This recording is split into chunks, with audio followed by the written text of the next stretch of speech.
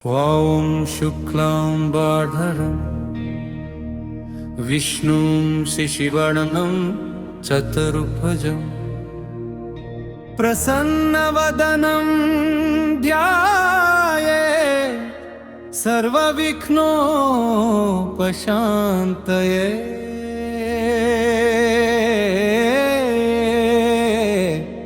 यस्य द्विरडवक्त्रधर पारिषद्यपरशतम्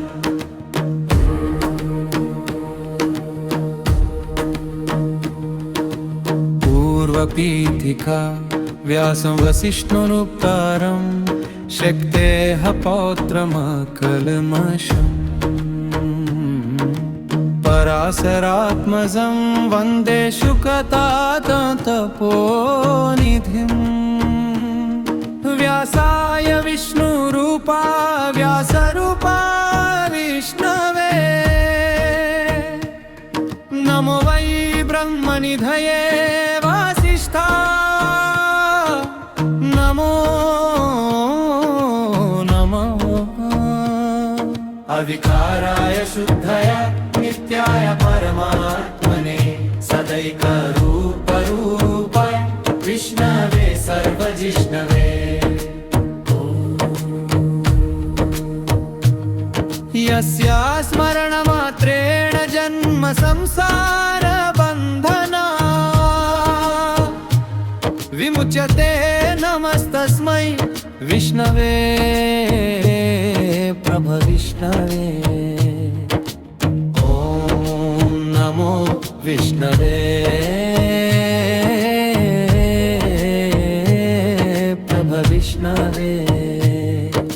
श्रीवैशम्पायन उवाच श्रुत्वा धर्मानशेषेण पावनानि च सर्वशः युधिष्ठिरः शान्तनवं पुनरेवाभ्यभाषत। युधिष्ठिर उवाच किमेकं दैवतं लोके किं वारप्येकं परायणं स्तुवन्तकं कमच्चरितप्रौद्युर्मानवाशुभम्। को धर्मः सर्वधर्माणां भवतः परमो मतः किं जपन्मुच्यते जन्तुर्जन्म संसारबन्धनात्। श्रीभीष्म उवाच जगत्प्रभुं देवदेवमनन्तं पुरुषोत्तमम् स्तुवन्नामा सहस्रेण न पुरुषः सततोत्थितः। तमेव चार्चयन् नित्यं भक्त्या पुरुषमव्ययम् ध्यायन् स्तुवन् नमस्यस्य यजमानस्तमेव च। अनादिनिधनं विष्णुं सर्वलोकमहेश्वरं लोकाध्यक्षं स्तुवन् नित्यं सर्वदुःखातिगो भवेत्। ब्रह्मण्यं सर्वधर्मज्ञं लोकानां कीर्तिवर्धनम् लोकनाथं महद्भूतं सर्वभूतभवोद्भवम्। येष मे सर्वधर्माणां धर्मोऽनधिकतमो मम यद्भक्त्या पुण्डरीकाक्षं स्तवैरचिन्नरः सदा। परमं यो महत्तेज परमं यो महत्तप परमं यो महत्कर्म परमं यः परायणम्।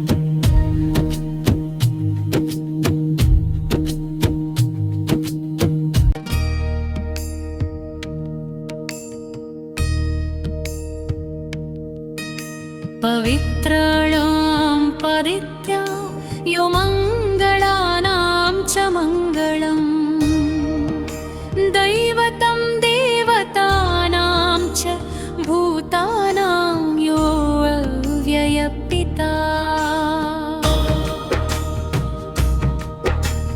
यतः सर्वाणि भूतानि भवन्त्यादि युगागमे यस्मिन् च प्रलयं यान्ति पुनरेव युगक्षये तस्य लोकप्रधानस्य जगन्नाथस्य भूपते विष्णोर्नाम सहस्रं मे शृणु पापभयापहम्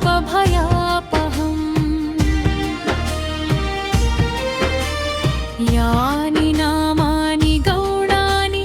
विख्यातानि महात्मनः ऋषिभिः परिगीतानि तानि वक्ष्यामि भूतये ऋषिर्नाम्नां सहस्रस्य वेदव्यासो महामुनिः छन्दोरनुष्टुप् तथा देवो भगवान् देवकीसुता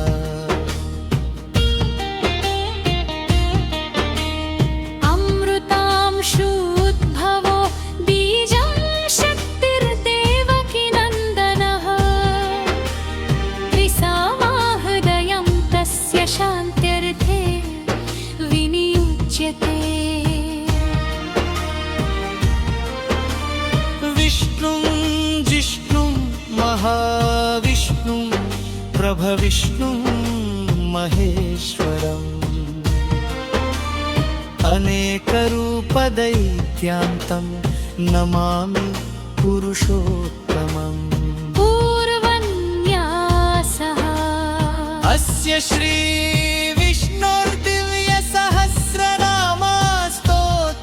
श्रीविष्णोर्दिव्यसहस्रनामस्तोत्रमहामन्त्रस्य श्रीवेदव्यासो भगवान् ऋषि अनुष्टुप् छन्दः श्रीमहाविष्णु परमात्मा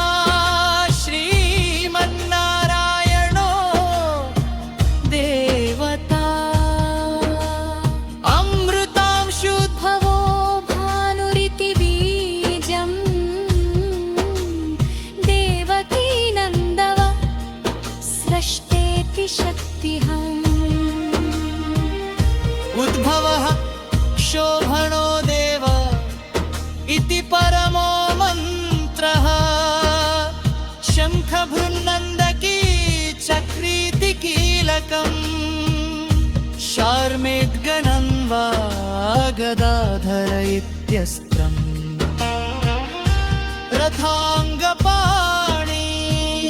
रक्षोभ्य इति नेत्रम् त्रिसामासामग सामेति कवचम् आनन्दं परब्रह्मेति यो ऋतुः सुदर्शन काल इति दिग्बन्धव श्रीविश्वरूप इति ध्यानम् श्रीमहाविष्णु प्रीत्यर्थे सहस्रनाम जपे पारायणे विनियोगः करन्यासः विश्वं विष्णुर्वषट्कार इत्यमुष्टाभ्यां नमः अमृतांशुद्भवो भानुरिति तर्जनीभ्यां नमः ब्रह्मज्ञानम् अखब्रह्मेति मध्यमाभ्यां नमः सुवर्णबिन्दुरक्षोभ्य इति अनामिकाभ्यां नमः निमिषोरनिमिषः सद्वीति कनिष्ठिकाभ्यां नमः रथाङ्गपाणि रक्षोभ्य इति करतलकरपृष्ठाभ्यां नमः कुवलता सुमुखः सूक्ष्म इति ज्ञानाय हृदयाय नमः सहस्रमूर्तिः विश्वात्मा इति ऐश्वर्याय शिरसे स्वाहा सहस्राक्षिः सप्तजिह्व इति शक्त्यै शिखायै वशत् त्रिसामा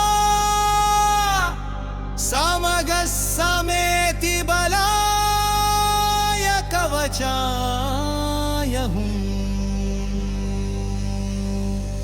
रथ अर्धाङ्गपाणिरक्षोभ्य इति नेत्राभ्यां वौषटु शाङ्गधन्वा गदाधर इति वीर्याय अस्त्राय फट् ऋतुः सुदर्शनकाल इति दिग्बन्धः ध्यानम् क्षीरोधन्वत्रदेशशुचिमणिविलसत्सैकते मौक्तिकानं माला स्फटिकमणिनिभैर्मौक्तिकैर्मण्डिताङ्गः शुभ्रैरभ्रैरदभ्रैरुपरि विरचितैर्मुक्तपीयूषवर्षैः आनन्दीनः पुनीया धरिनलिनगदा शङ्खपारीरुपुन्दध पादौ यस्य नाभिर्वियदसुरनिलश्चन्द्रसूर्यौ च नेत्रे कर्णावाशः शिरोद्यौ मुखमपि दहनो यस्य वास्तेयमब्धिः अन्तःस्थं यस्य विश्वं सुरनरखगो भोगि गन्धर्वदैत्यैः चित्रं रम्यते तं त्रिभुवनवपुषं विष्णुमीशं नमामि ॐ नमो भगवते वासुदेवाय शान्ताकारं भुजगशयनं पद्मनाभं सुरेशं विश्वाधारं गगनसदृशं मेघवर्णं शुभाङ्गं लक्ष्मीकान्तं कमलनयनं योगिहृत्पगगम्यं वन्दे विष्णुं भवभयहरं सर्वलोकैकनाथं मेघश्यामं पीतकौशेयवासं श्रीवत्साकं कौस्तुभोद्भासिताङ्गम् पुण्योपेतं पुण्डरीकायताक्षं विष्णुं वन्दे सर्वलोकैकनाथम् नमः समस्तभूतानामादिभूताय भूभृते अनेकरूपरूपाय विष्णवे प्रभविष्णवे सशङ्खचक्रं सकिरीटकुण्डलम् सपीतवस्त्रं सरसीरुहेक्षणम्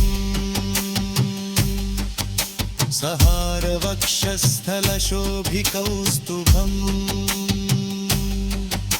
नमामि विष्णुं शिरसा चतुर्भुजम् छायायां पारिजातस्य हेमसिंहासनोपरि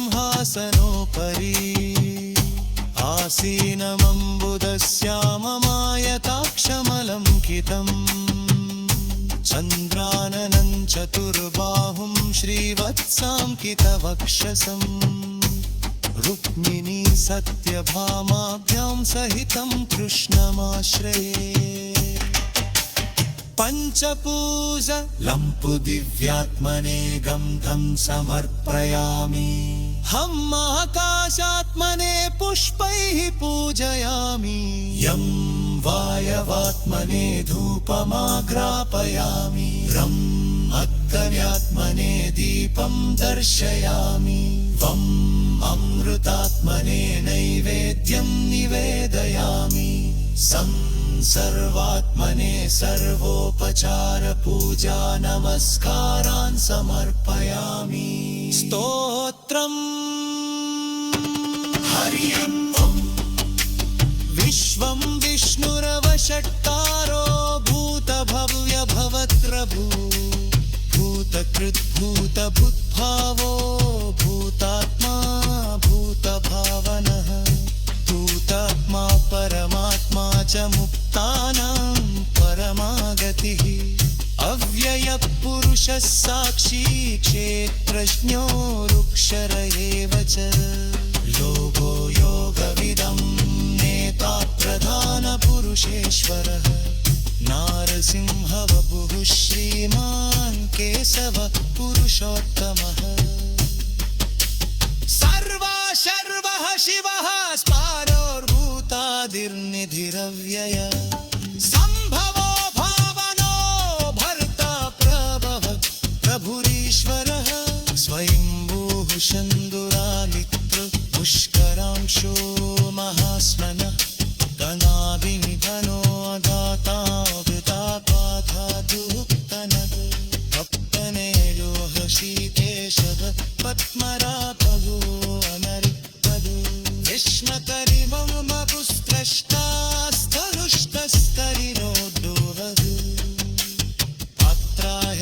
शाश्वतो पुष्णो लौलिताक्ष प्रथर्वनतु तथोतस्तिकपुत्रानुपवित्रं मत्तयं परम् देशाय पालगप्रारो ज्येष्ठने श्रेष्ठः प्रजापतिः हेन्यवरभो भूगरुपो माजो मधुसूदनः ईश्वरो विक्रमे धन्यये मेधावी विक्रमक्रमम् तमोदुलादर्शकृतधुन्यत्तगिरापः सुरं शशरं शनानिष्मनेतः गजातुरः यः संवत्सरो धारयत् प्रत्ययः सर्वदर्शनो यजः सर्वेश्वरः सन्तः सत्यः सर्वाविरच्युतः विशकविरनीयार सर्वमयो गर्गिष्युकः विशुर्वसुमनाः सत्यः समात्मा संमितः समः अमोघपुण्डरीकाक्षो वृषकर्मा वृषाकृतिः रुद्रो बहुशिरा बभ्रुर्विश्वयोनिः शुचिश्रवाः अमृतशाश्वतस्तानुर्वरारोहो महातपाः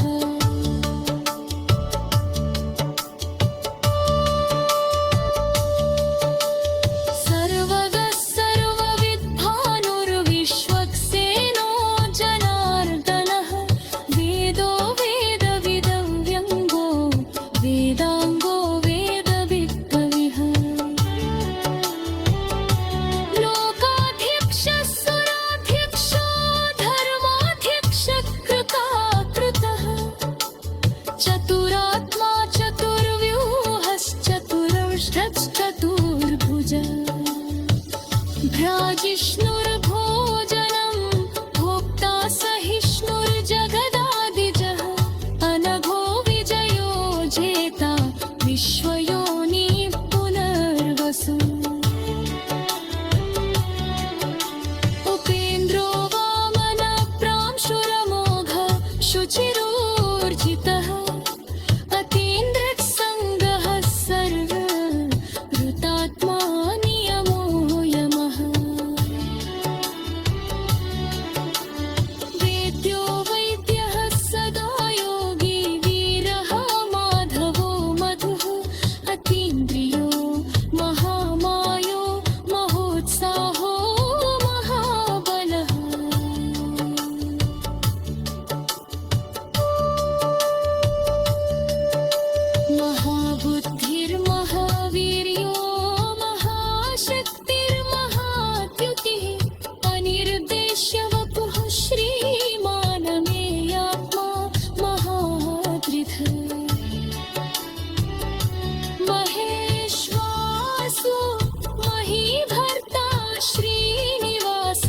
सतांगति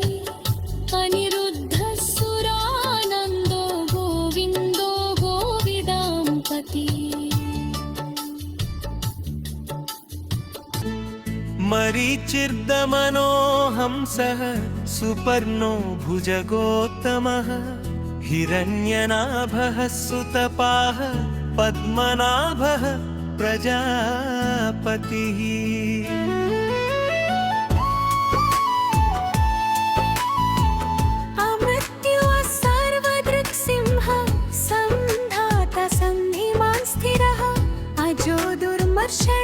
शास्ता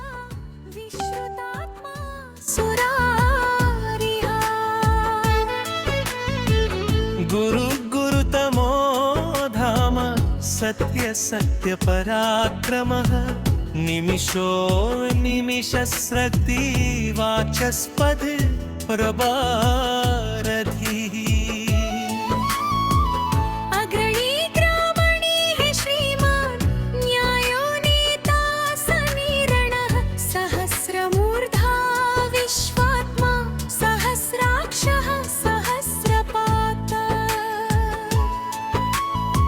आवर्तनो निवृत्तात्मा संवृतः संप्रमर्दनः अह संवर्तको वह्निरनिलो धरणीधरः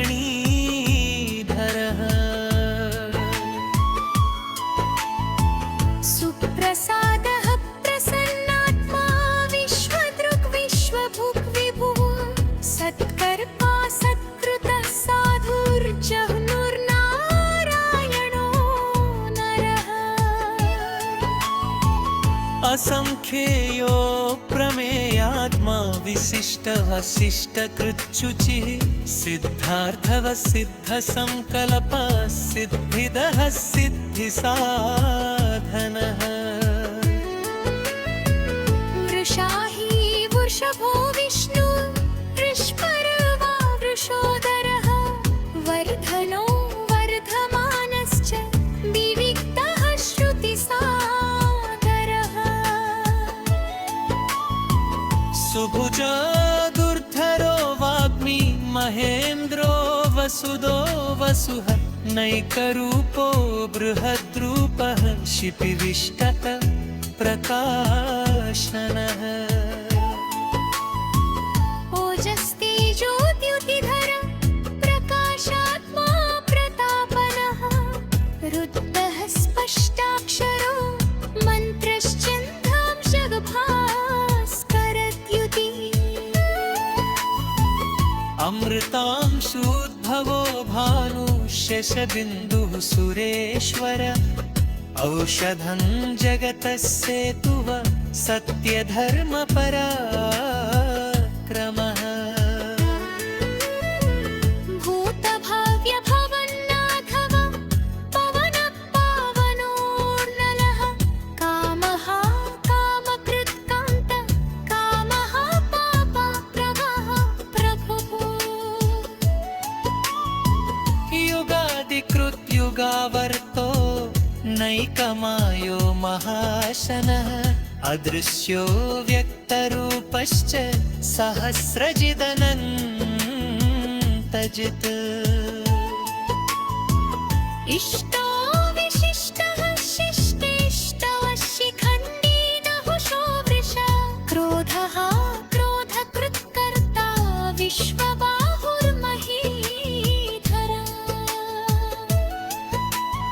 अच्युतप्रथितप्राणप्राणदो वासवानुज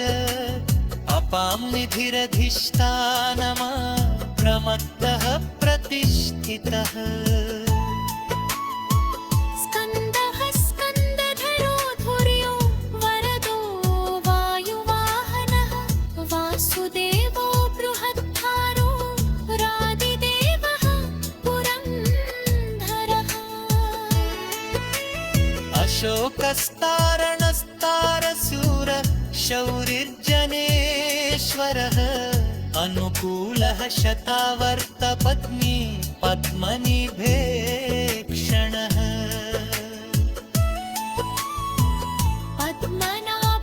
पद्मनाभोरविन्दाक्षः पद्मगर्भः शरीरभृतो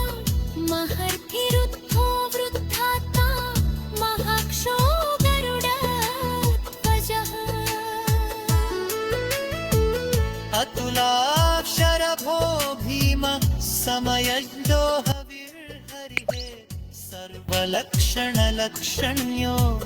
लक्ष्मीवान् समितिञ्जयः विक्षरो रोहितो मार्गो हेतुर्दामोदरः सः महीधरो महाभागो वेगवानमिताशनः उद्भवः क्षोभणो देव श्रीगर्भः परमेश्वरः करणं कारणं कर्ता विकर्पा प्रगता गुह व्यवसायो व्यवस्थानः संस्थानस्तानदो ध्रुवा परर्थिः परमस्पष्ट दुष्ट पुष्ट शुभे क्षणः रामो विरामो विरजो मार्गो नेयो नयो नयो वीरशक्तिमतां श्रेष्ठ धर्मो पुरमा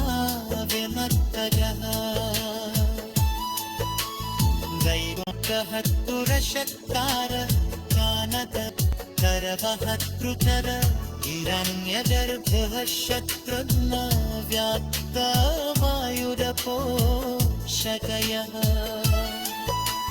यतुः सुदर्शनकाल परमाश्री परिग्रह उग्रः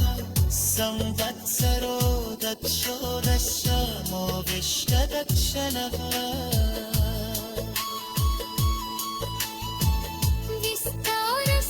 विस्तारस्तावरस्फोरः प्रमाणं बीजमग्निः कर्तारर्को नः कोशमिहापोगोरः त्वरः निर्विघ्नः स्तरिष्ठो वर्कर्मयोगो महामखः नक्षत्रले निर्मच प्रीच क्षामहि समीरः नतीचो महेज्यश्च क्रतुसत्रं सकालैः सर्वदर्शी विमुक्तः सर्वज्ञो ज्ञानमुत्तमम्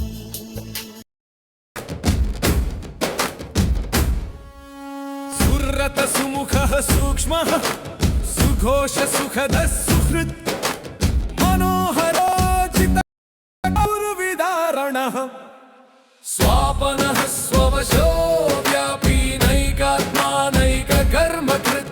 वत्सरो वत्सलो वत्सीरत्नगर्भो धनेश्वरा धर्मकृद्धर्मी सदसत्क्षरमक्षरम् अविज्ञाता सहस्रां सुरविधाता कृतलक्षणः गभस्ति नेमिः सत्त्वस्तसिंहो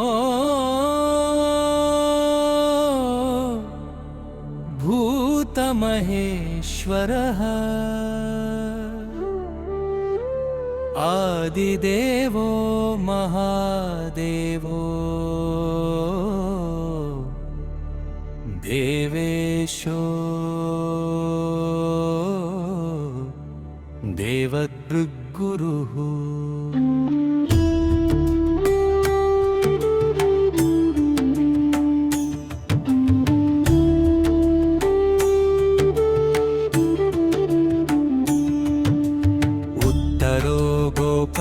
गोप्ता जानगम्यः पुरातनः शरीरभूतभृद्भोक्ता कपीन्द्रो भूरि दक्षिणः सोमपोऽमृतपवः सोमपुरुजित्पुरुषत्तमः विनयो जयः सत्यसन्धो दाशार्हः सात्वतां पतिः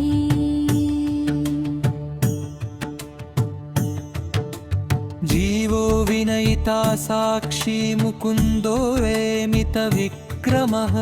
अम्भोनिधिरनन्तात्मा महोदधिशयोऽन्तकः अजो महार्हः स्वाभाव्योजितामित्रः प्रमोदनः आनन्दो नन्दलो नन्दः सत्यधर्मा त्रिविक्रमः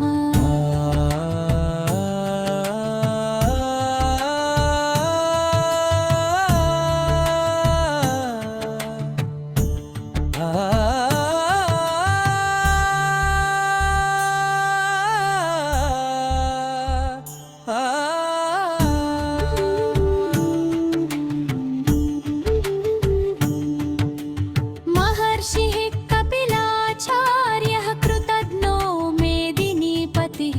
त्रिपदस्त्रिदशाध्यक्षो महाशृङ्गः कृतान्तकृत्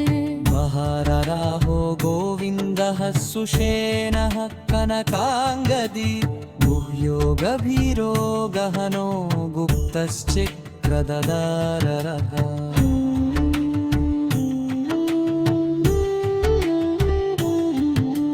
वेदाः स्वाङ्गो रजितः कृष्णो दृगः सङ्कर्षणोच्युतः वरुणो वारुणो वृक्षः पुष्कराक्षो महामहिमः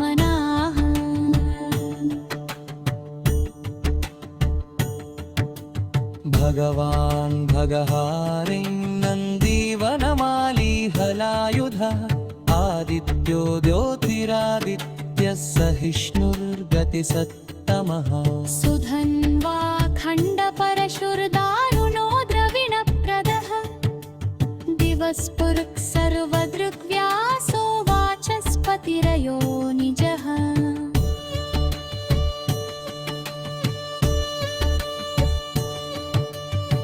त्रिसामासामग अस्सामनिर्वाणं भेषजं भिष संन्यासकृच्छमशान्तो निष्ठा शान्तिरिपरायन् शुभाङ्गः शान्तिदः स्रष्टा कुमुदः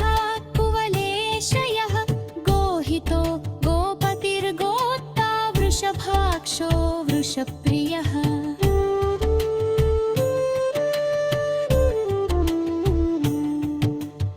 अनिवर्ती निवृत्तात्मा संक्षेप्ताक्षयमकृच्छिवः श्रीवत्सवक्षः श्रीवासः श्रीपतिः श्रीमताम्बरः श्रीवः श्रीशः श्रीनिवास श्रीनिधिः श्रीविभावनः श्रीधर श्रीकर श्रेय श्रीमान् लोकत्रयाश्रय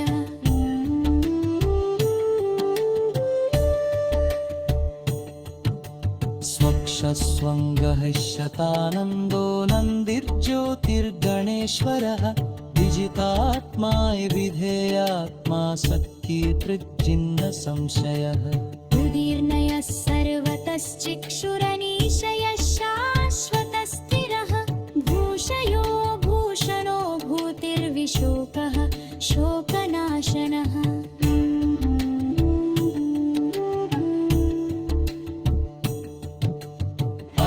जिष्मानर्चितः कुम्भो विशुद्धात्मा विशोधनः अनिरुद्धो लोकप्रतिरथ बुद्ध्युन्नो मितविभ्रवः कालनेमिनिहा वीरशौरिः शूरजनेश्वरः त्रिलोकात्मा त्रिलोकेशः केशवः केशिहा हरिः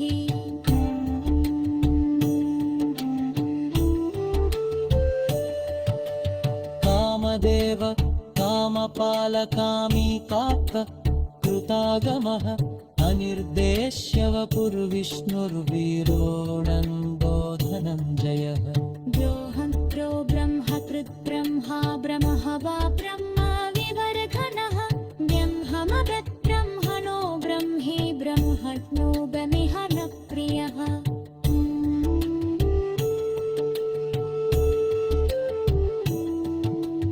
महाक्रमो महाग्रमा महादेजा महोरगः महाक्रतुर्महायज्वा महायज्ञो महाहविः सकृस्तवप्रियस्तोत्रं स्तोत्रानलक्तयः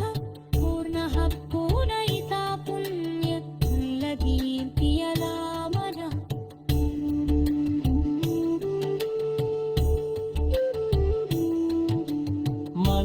मनोजवस्तीर्थकरो वसुरेतः वसुप्रदे वसुकरो वासुरेदो वसुर्वसुरार्हरिः सक्कतिः सक्कतिः सक्का सक्तोऽपि सक्परायणः शूलसैलूलनश्रेष्ठ समेवा सत्सुलामुनः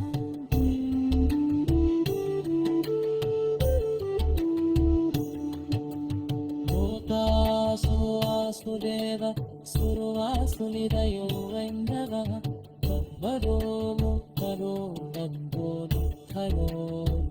पराजितः इष्टमूर्ते महामूर्तिरवेत्तमूर्तिरमूर्तिमान् अनेकमूर्तिरव्यक्तः शतमूर्तिः शतामदः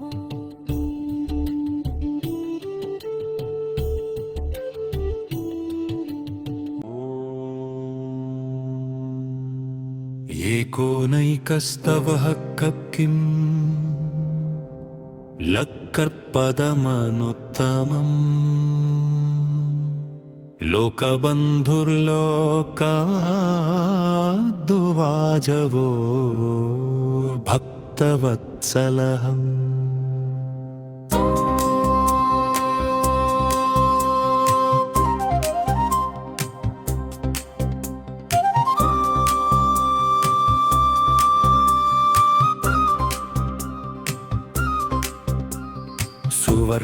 वर्णो हेमाङ्गो वराङ्गश्चन्दनाङ्गदी वीरहा विषमशून्यो घृताशीरचलश्चलः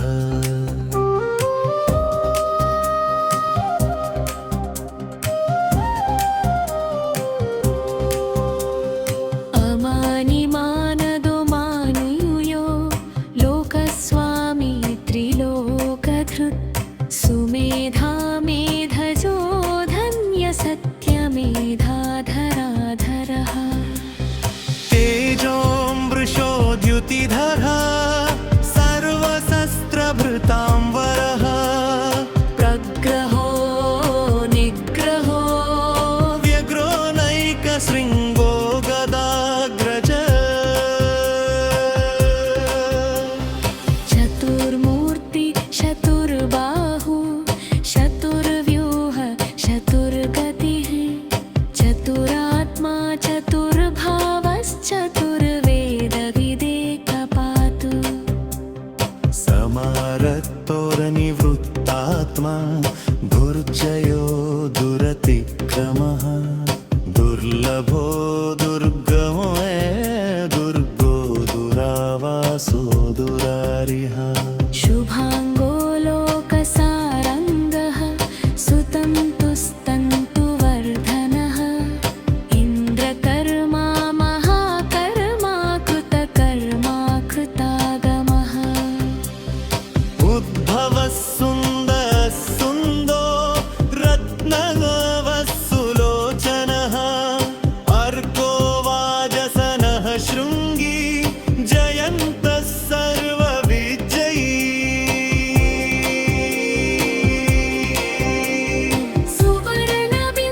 सुवर्णबिन्दरक्षोभ्यः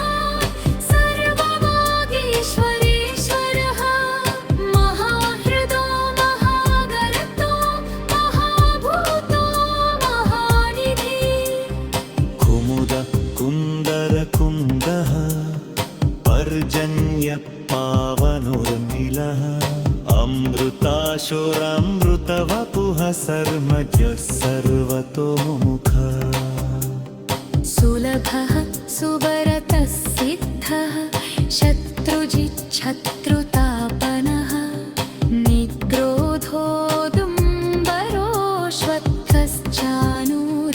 निग्रोधोदुम्बरोऽश्वत्थश्चानूरान्ध्रनिषूदनः सहस्रार्चिः सप्तजिह्वः सप्तैधः सप्तवाहनः अमूर्तिरनघोरचिन्त्यो भयकृद्भयनाशनः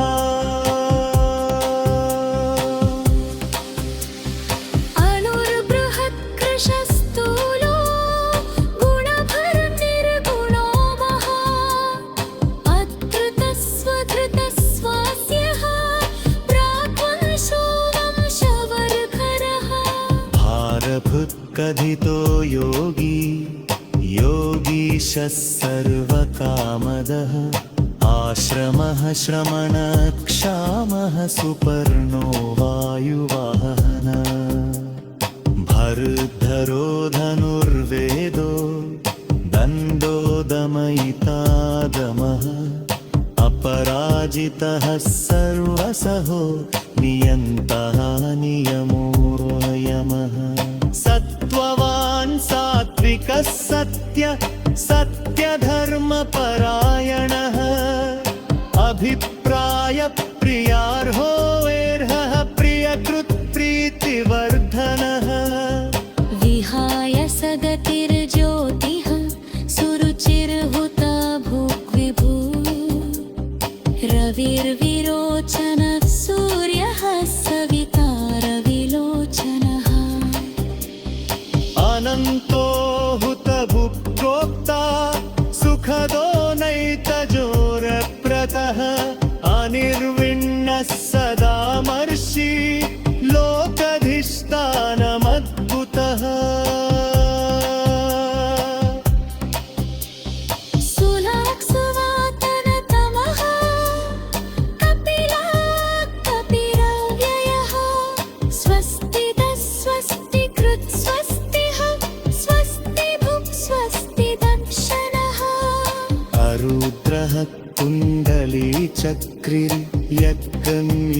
कुण्डलीचक्रिर्यज्ञयोर्जितशासनः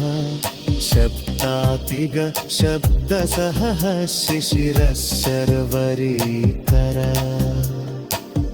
क्रूरप्येशलो दक्षो दक्षलक्ष्मीणाम्बरः विद्वत्तमो वित्तभयः पुण्यश्रवणकीर्तन उत्तारणो दुष्कृतिः पुण्यो दुःस्वप्ननाशनः वीरः रक्षणः सन्तो जीवनपर्यवस्थितः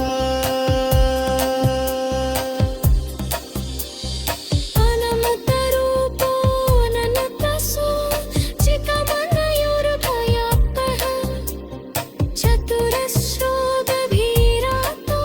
विदिशो वादिषो रसः अनागिल्भूर्गोरिरनक्ष्ली सुवीरो रचिनानदः जलरो जलजिन्मादिरधीमवीरपरक्रमः आधारिदिलयो अघोता इष्टः सत्पजम्बरः ऊर्ध्वयः सप्पपाचान पोलन कलवनः वनः अमानं तारदिलयत्प्राणभुप्राणजीवनः उक्तं तत्त्वविवेकपा जन्मदत्युदरातिगः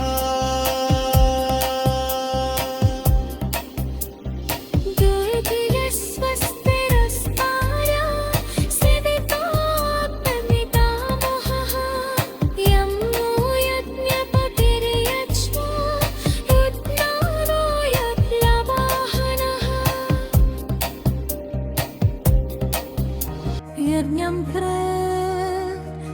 यज्ञकृज्यग्नि यज्ञभू यज्ञसाधन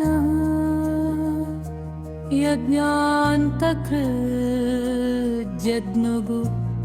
ह्यमन्नमन्नादयेव च आत्मयोनि स्वयं जातो वैखानः सामगायन देवकीनन्दन स्रष्टा क्षितीश पापनाशन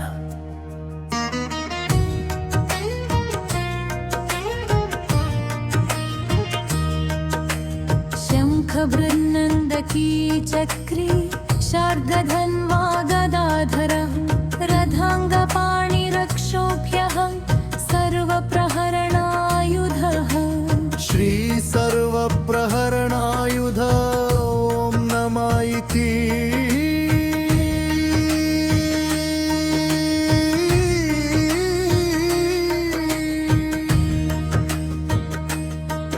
वनमाली गदी शार्मगी शङ्खी चक्री च नन्दकी श्रीमान्नारायणनो विष्णुर्वासुदेवोऽभिरक्षतु श्रीवासुदेवो अभिरक्षतु ॐ नमः इति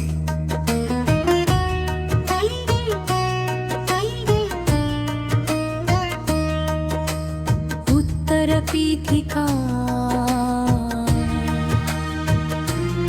फलश्रुति इतीदं कीर्तनीयस्य केशवस्य महात्मः मानां सहस्रं दिव्यानामशेषेण प्रकीर्तितम्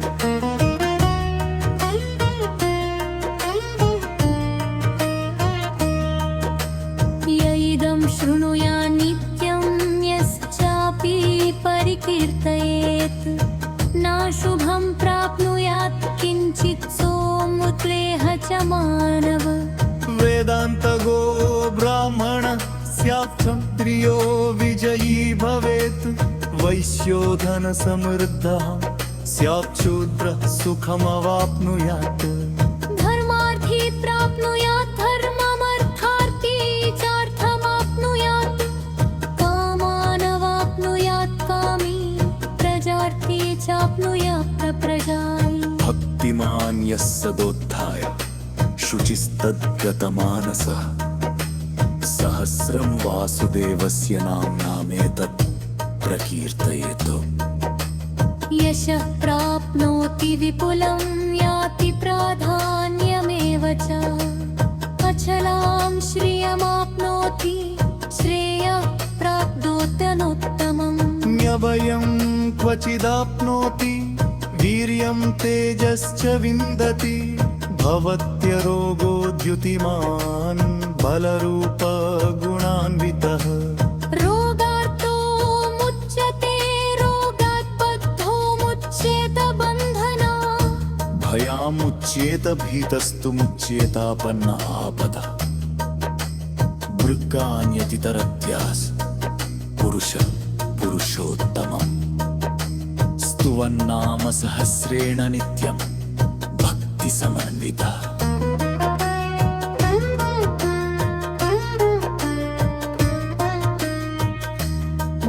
वासुदेवाश्रयो मर्त्यो वासुदेवपरायण सर्वपापविशुद्धात्मयाति ब्रह्म सनातनम् न वासुदेव भक्तानाम शुभं विद्यते क्वचित् जन्म मृत्युजरा व्याधिभयं नैवोपजायते इमं स्तवमधीयानः श्रद्धा भक्तिसमन्वितः युज्येतात्मा सुखशान्ति श्रीधृतिस्मृतिकीर्तिभिः न क्रोधो न च मात्सर्यं न लोभो न शुभामति भवन्ति कृतपुण्यानां भक्तानां पुरुषोत्तमे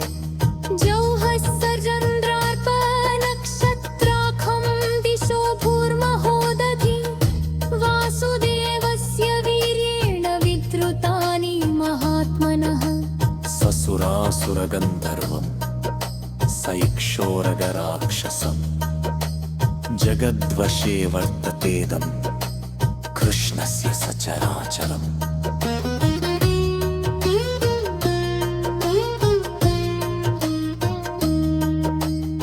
इन्द्रियाणि मनोबुद्धि सत्त्वं तेजो बलं धृति वासुदेवात्मकान्याहु क्षेत्रं चेत्रज्ञ एव च सर्वागमानमाचारत् प्रथमं परिकल्पते आचारप्रभरो धर्मो धर्मस्य प्रभुरच्युतः ऋषयः पितरो देवा महाभूतानि खातवः गन्धवाजन्दमञ्जीरं जवन्नारायणोद्धर योगो ज्ञानन्दखासाङ्ख्यं विंचासिद्धारिकर्म च वेदाशास्त्राहि विज्ञानवेदत् सर्वं जनार्दनम्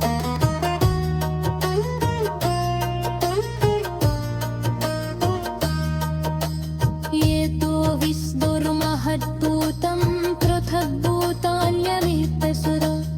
इनो गोन्द्यत्यभूतदा भुङ्क्ते विष्णुभुगावरः इमं सा अदवत्वो विष्णौ व्यासेन कीर्तितम् प्रत्येके पुरुषं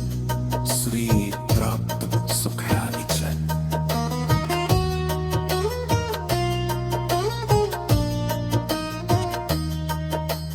विश्वे सर्वजं वेनं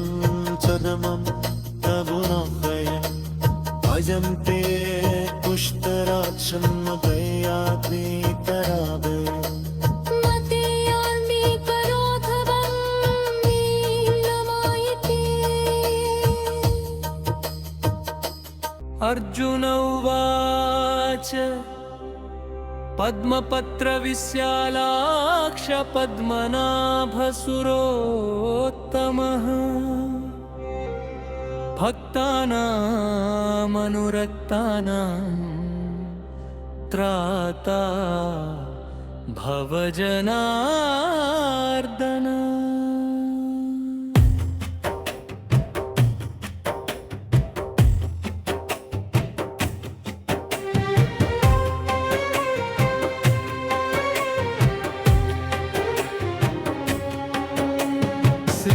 श्रीभगवानुवाच यो मां नाम सहस्रेण स्तोतुमिच्छुति पाण्डवः सौर्यमेकेन श्लोकेन स्तुत एव न संशयः स्तुत एव न संशयः ॐ नमः इति व्यास उवाच वसनाद् वासुदेवस्य वासितं भुवनत्रयम् सर्वभूतनिवासोऽसि वासुदेव नामोऽयं स्तुते श्रीवासुदेव नमोऽस्तु ते। ॐ नमः इति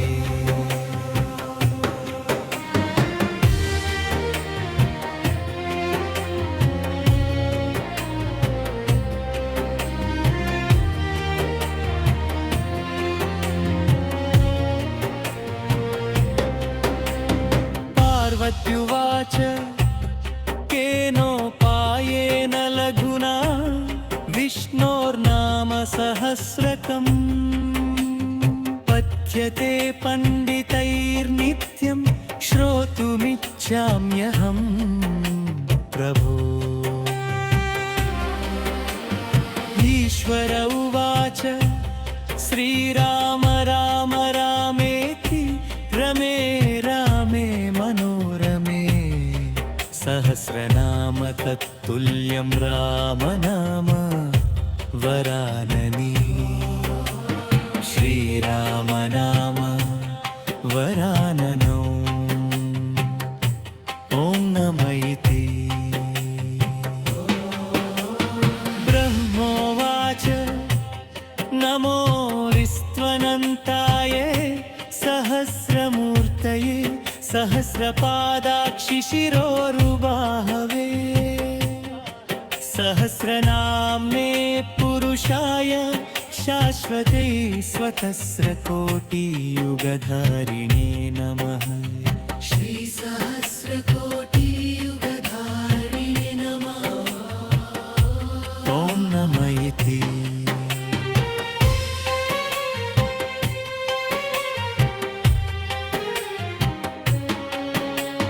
संजय उवाच यत्र योगेश्वरः कृष्णो यत्र पार्थो धनुर्धरः तत्र श्रीर्विजयो भूतिर्ध्रुवा नीतिर्मतिर्मम। श्रीभगवानुवाच अनन्याश्चिन्तयन्तो मां ये जनाः पर्युपासते तेषां नित्याभियुक्तानां योगक्षेमं वहाम्यहम्। परित्राणाय साधूनां विनाशाय च दुष्कृताम् धर्मसंस्थापनार्थाय सम्भवामि युगे युगे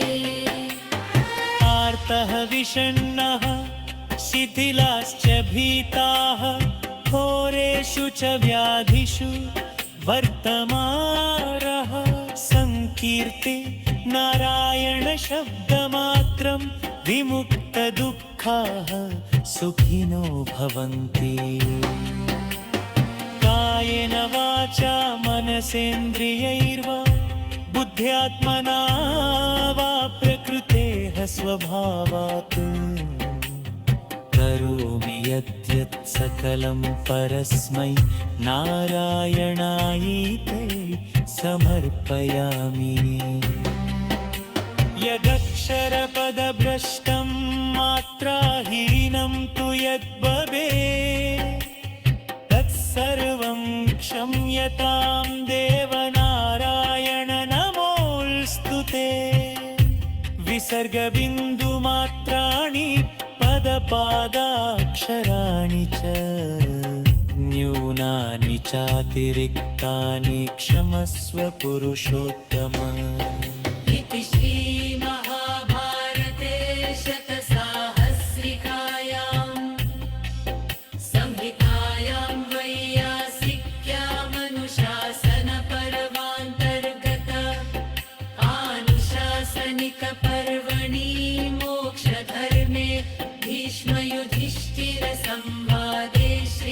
श्रीविष्णोर्दिव्यसहस्रनामस्तोत्रम् नामैकोनपञ्चशताधिकशततमोऽध्याये श्रीविष्णुसहस्रनाम स्तोत्रं समापन्